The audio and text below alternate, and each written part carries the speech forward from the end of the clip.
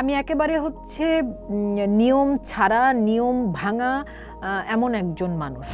এই যে তোমার পরিবর্তন, একটা শারীরিক একটা ট্রান্সফরমেশন যে তোমার, আমার মাস চলতে 50,000 টাকা লাগে। যে কাজগুলো পুরুষের জন্য স্বাভাবিক, ঠিক সেই একই কাজগুলো নারীর জন্য অস্বাভাবিক এবং অপরাধ।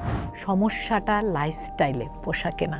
ওই কাজটি করতে গিয়ে আমি জীবনে প্রথম দৌলতদিয়াতে যাই। আমি আসলে নারী হিসেবে বাড়তি কোনো সুবিধা চাই না। সূক্ষ্ম রাজনীতি আছে। সোশ্যাল মিডিয়া কিন্তু একটা অস্থিরতা তৈরি করার জায়গা। একটা সময় তো পৃথিবী মাতৃতান্ত্রিক ছিল, কি বলবো, আমি ওই পুরুষতান্ত্রিকতার শিকার খুব বেশি হইনি। এবং আমি পুরোদমে একটা সাংস্কৃতিক পরিবারের একজন সদস্য। ওদের নাম নিতে গেলে আমার মনে হয় যে আমি না ওদের নামটাকে ব্যবহার করছি। গর্ভধারণ করার জন্য, সন্তান জন্ম দেওয়ার জন্য কোনো পুরুষের উপর নির্ভর করতে হয়। যার সাথে আমি বসবাস করি, এক ঘরে বসত করি, সেই মানুষটা 100 কেজি ওজনেও আমাকে মনে করছে যে আমি সবচাইতে সুন্দর গঠনের মুখের মানুষ। 9% মেয়েকেও যদি রাস্তায় ওয়েস্টার্ন কাপড় পরে ঘুরতে দেখেন, সেটা একটা অস্বাভাবিক ব্যাপার।